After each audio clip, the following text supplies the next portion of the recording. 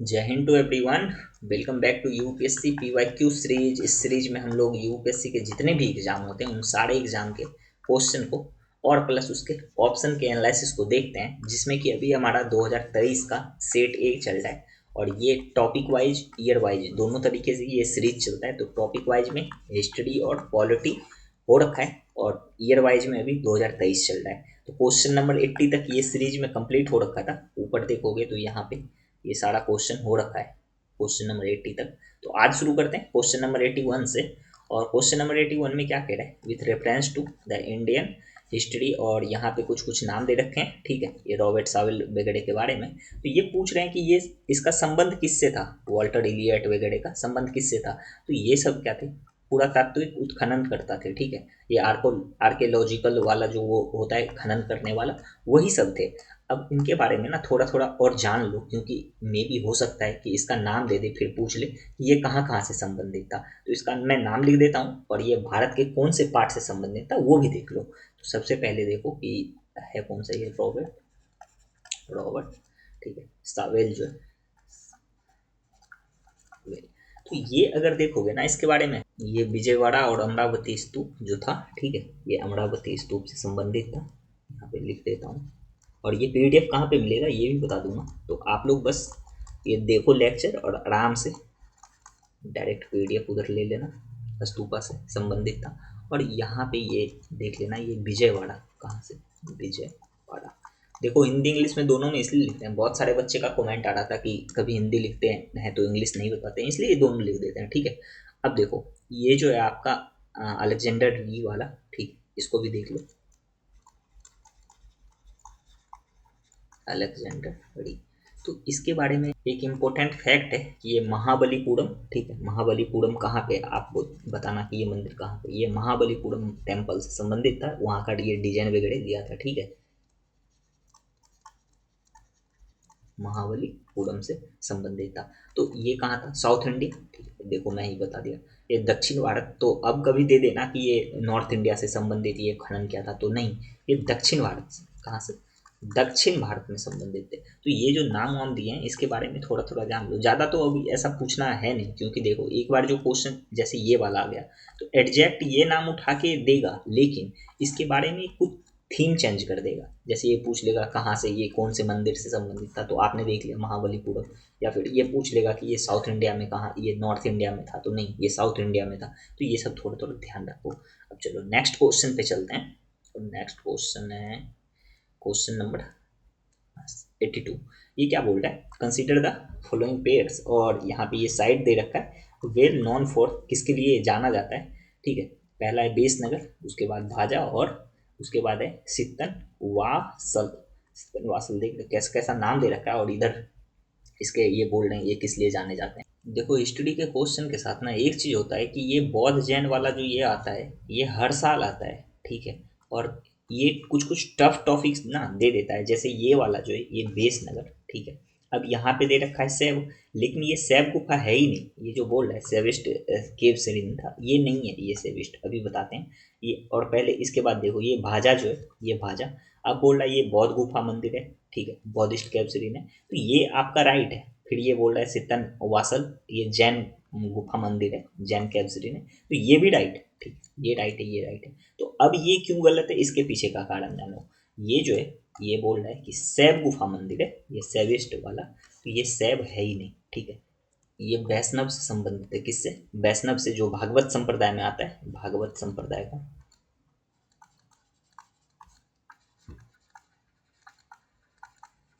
जाएगा, एक वैष्णव शाखा है उसी से संबंधित है। लेकिन यहाँ पे ये दे क्या रहा है, ये दे रहा है सैव, तो ये क्या है आपका गलत है, और ये है आपका राइट, ठीक है। तो ये थोड़ा थोड़ा ध्यान रखना। और देखो बहुत सारे बच्चे ऐसे होंगे फिर इसको बोलेंगे कि मतलब ऐसे कैसे लिखो, फिर मैं पढ़ नहीं सकता हूँ, तो थोड़ा थोड़ा ना आप लोग भी मैनेज करो, ठीक है, थोड़ा कोशिश करो, क्योंकि अगर मैं सब चीज़ को ऐसे लिखते रहूँगा ना तो आप ही लोग के लिए बहुत ज़्यादा उलझन बढ़ेगा। और आप विदेशी तो हो नहीं, इंडियन हो, तो थोड़ा सा बेटा वो कर लेना। और ये वैष्णव सेठ से था, ठीक है। तो इतना बात ये ध्यान रखना कि ये सैब था नहीं, ये वैष्णव था। अब एक बात यहाँ पे जो आता है ना, ये जो है भाजा कैब के बारे में, और यहाँ पे एक चीज इसमें और ये पॉइंट देख लो, ये हिंदू बौद्ध जैन तीनों से संबंधित था, एक ही नहीं था इसमें शैव, ठीक है। तो एक पॉइंट और ध्यान रख लेना, ये जो है ये, ठीक है, ये यहाँ पे हिंदू बौद्ध और जैन, ठीक है। तो ये बेसनगर का जो ये बोल रहा है मंदिर, तो ये किसके से संबंधित है, हिंदू बौद्ध और जैन से। और इसे बनवाया कौन था, तो ये भी ध्यान रखना कि ये हेलियोडोरस जो था, हेलियोडोरस, ठीक है, उसका एक राजदूत आया था हेलियोडोरस के नाम से, उसी ने बनवाया था। ये किसने बनवाया था, तो हेलियोडोरस बनवाया था। हेलियोडोरस इधर लिख दें क्या, आ जाएगा ना, हेलियोडोरस, ठीक है, ये बनवाया था इसी ने। ये ये बेसनगर का जो है यही बनवाया था। और यहाँ पे देखना कि हिंदू बौद्ध जैन तीन था, और था इसमें कौन नहीं, तो इसमें सैब वाला नहीं था। सैब वाला है कौन से, ये जो बोल रहा है ये कौन से संप्रदाय से, तो ये भागवत वैष्णव संप्रदाय से संबंधित था।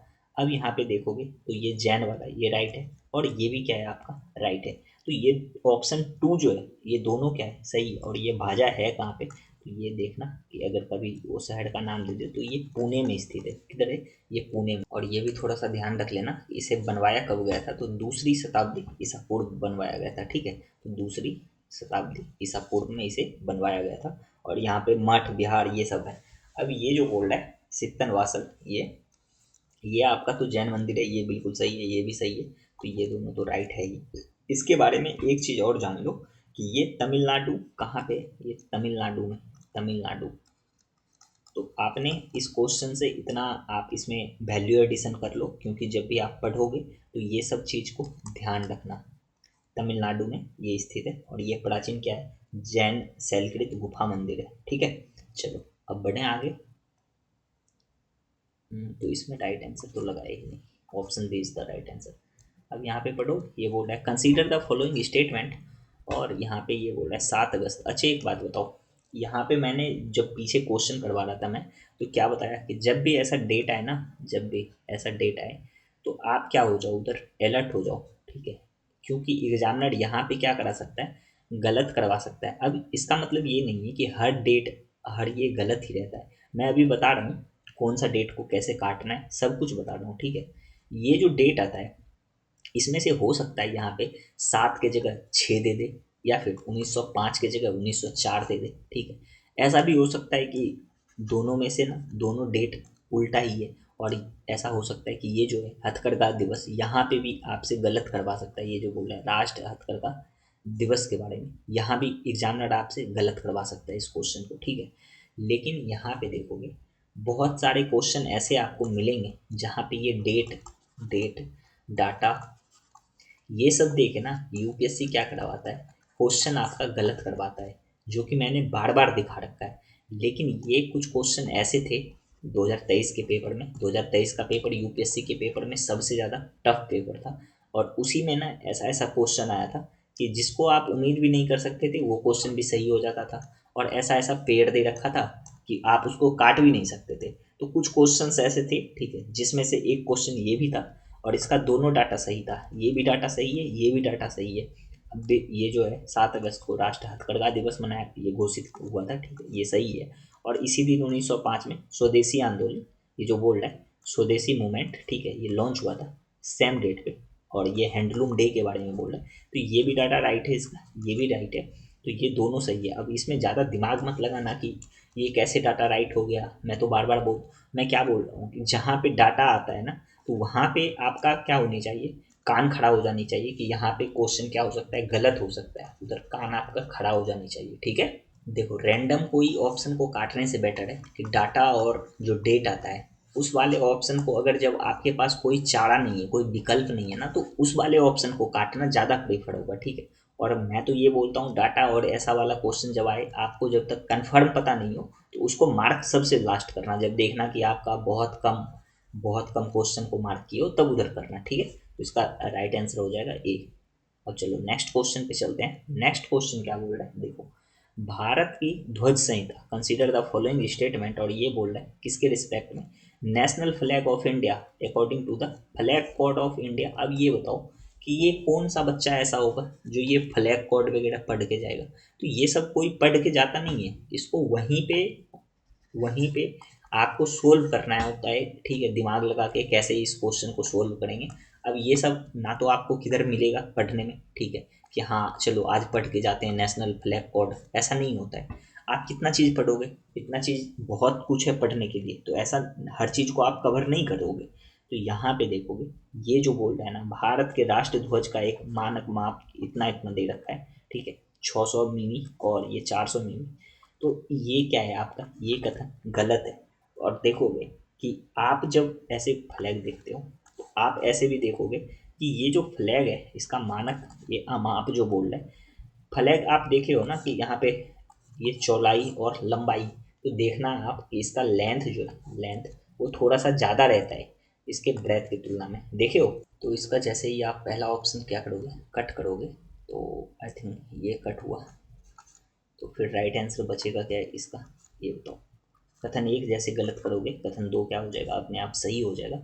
अब चलो नेक्स्ट क्वेश्चन पे चलते हैं, और इसमें ज़्यादा वो दिमाग लगाने की ज़रूरत नहीं है। ध्वज की लंबाई इतना होता है, ये अनुपात है इसका, तो इसको थोड़ा ध्यान रख लेना। अब 85 नंबर क्वेश्चन क्या कह रहा है, संविधान के बारे में बोल रहा है। Consider the following statement in the respect of constitution day. अब यहाँ पे ना ये बहुत ज़्यादा इजी क्वेश्चन था, क्योंकि पढ़ो यहाँ पे ये क्या बोल रहा है। 26 नवंबर 1949 को भारत की संविधान सभा ने भारत के संविधान का प्रारूप तैयार करने के लिए डॉक्टर भीमराव अम्बेडकर की अध्यक्षता में एक प्रारूपण समिति बनाई थी।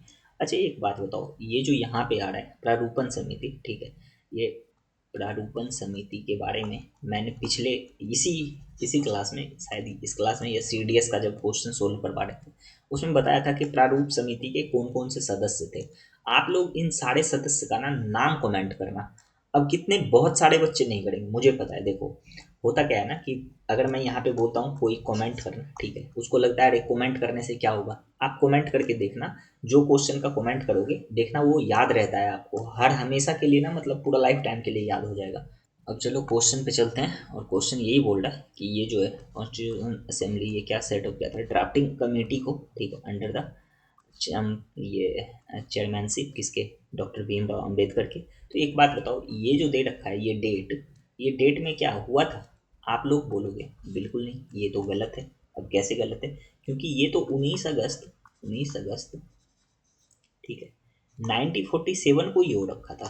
तो ये यहाँ पे डेट क्यों दे रहा है फिर, ये तो बहुत ज़्यादा इजी था, आप इसको ऐसे भी कट कर सकते थे कि ये जब 19 अगस्त 1947 को ही ये रेडी हो चुका था, तो फिर ये डेट क्यों दे रहे हो भैया, ये क्यों दे रहे हो कि भारत को संविधान सभा ने भारत के राष्ट्र ये संविधान के प्रारूप तैयार करने के लिए, ठीक है, और ये भीमराव अम्बेडकर की अध्यक्षता में प्रारूपण समिति बनाई थी, जबकि ये समिति कब बन रखा था, ये 19 अगस्त 1947 को। तो ये आप जैसे ही इसको कट करोगे, आपको भले ये पता हो ही ना, ठीक, ये भले आपको नहीं पता है, ऑप्शन ए जो ये कथन एक जो है ये वाला स्टेटमेंट, ये अगर नहीं भी पता है, आपने ये वाला कथन को कट किया, और ये बहुत ज़्यादा इजी है, लक्ष्मीकांत जैसे पलटोगे वहीं पे मिल जाएगा।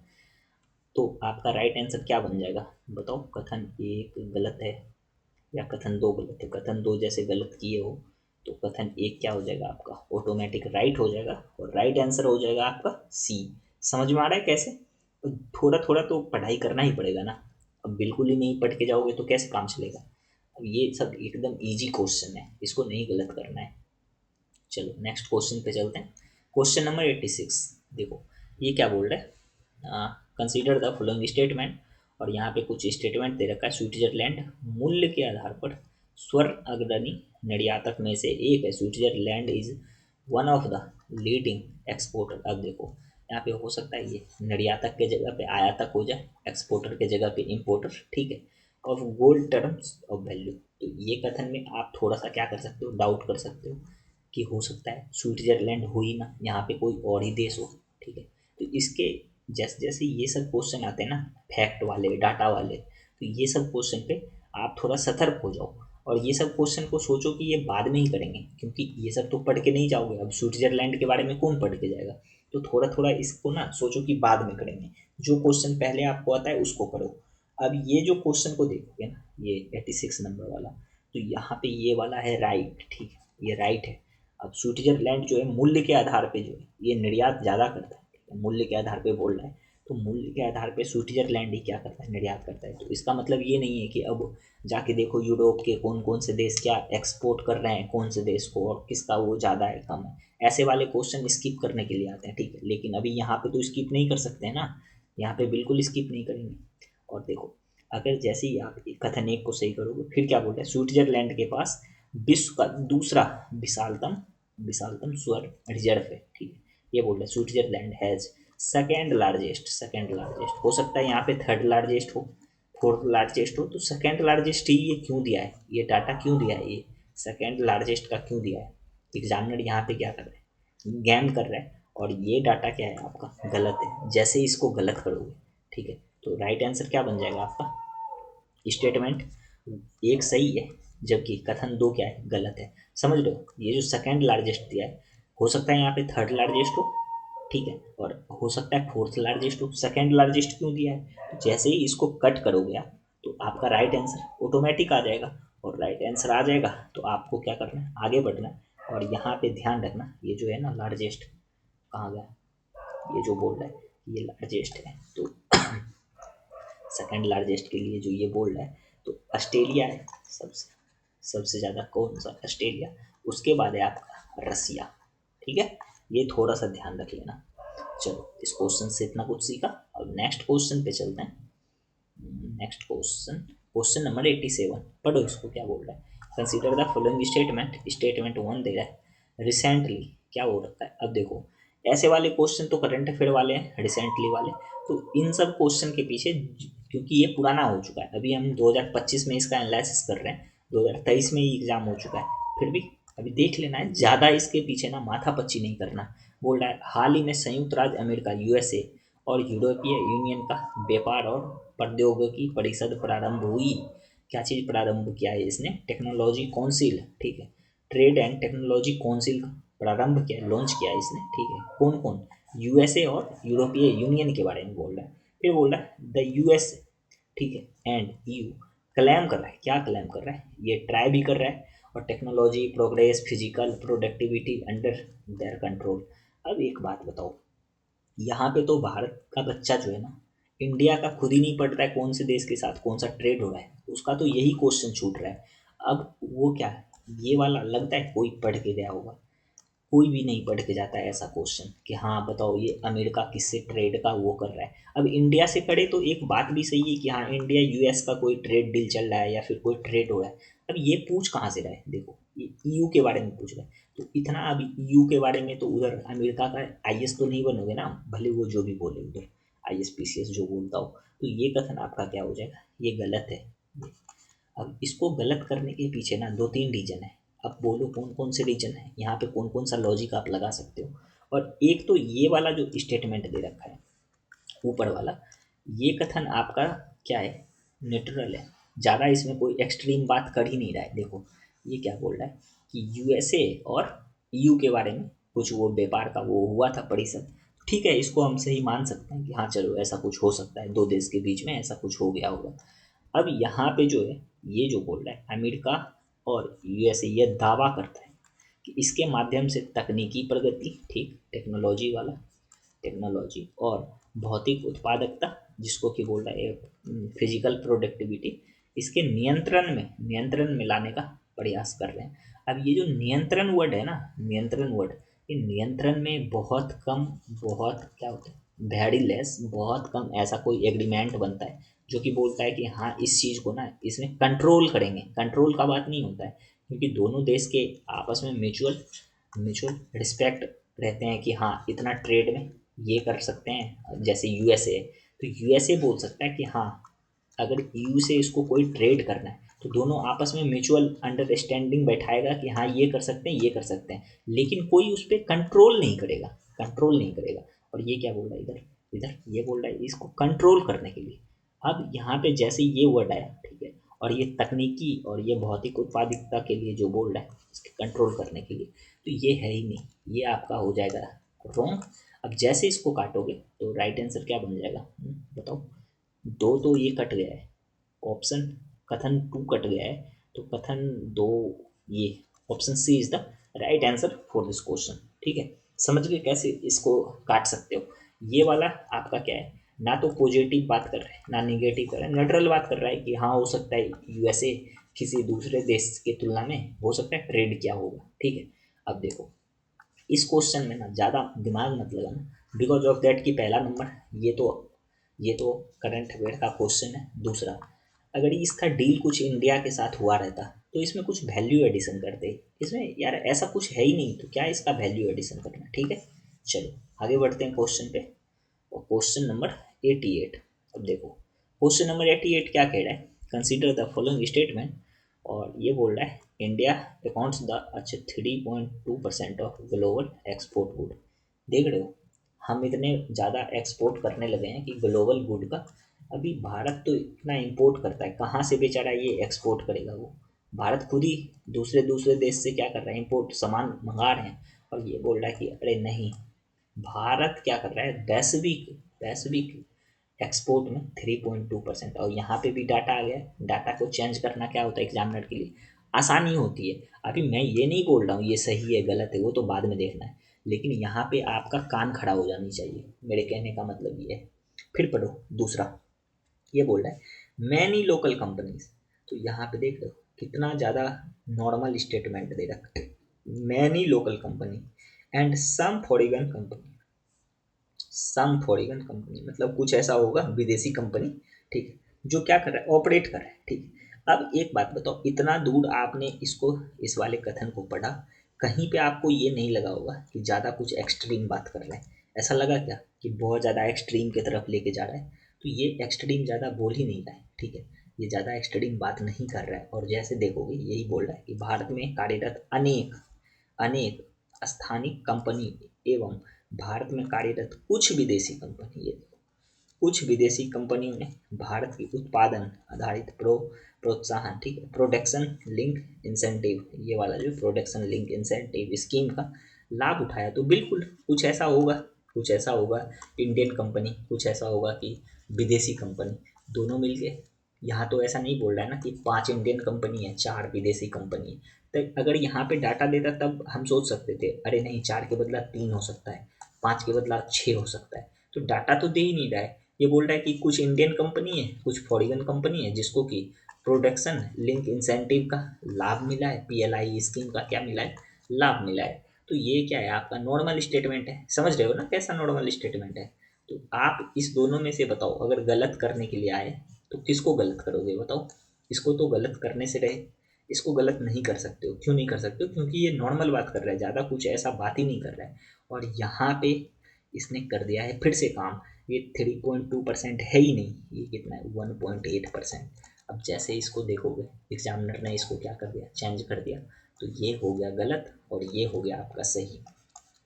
देखो ये मैं क्या उल्टा लगा रहा हूँ इसमें, ये गलत है आपका तो उल्टा ही लिख रहा हूँ, ये आपका राइट है और ये है रॉन्ग।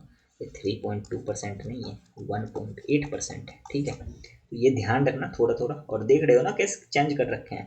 तो इसका राइट आंसर क्या होगा बताओ, इसका राइट आंसर क्या होगा। कथन एक क्या है, गलत है, कथन एक गलत है, जबकि जबकि कथन दो क्या है, जबकि कथन दो राइट है। ये वाला राइट आंसर हो जाएगा डी। चलो 89 नंबर पे चलते हैं। 89 क्या बोल रहा है, कंसीडर द फॉलोइंग स्टेटमेंट। और यहाँ पे बोल रहा है कि यूरोपीय संघ का स्थिरता एवं समृद्धि समझौता, ठीक है, स्टेबिलिटी एंड ग्रोथ पैक्ट, ठीक है, ये जो बोल रहा है stability and growth pact of the European Union. अच्छा, यूरोपियन यूनियन का ये ट्रीटी भी है, ऐसी संधि है। और यहाँ पे ये 3 स्टेटमेंट दे रखे हैं।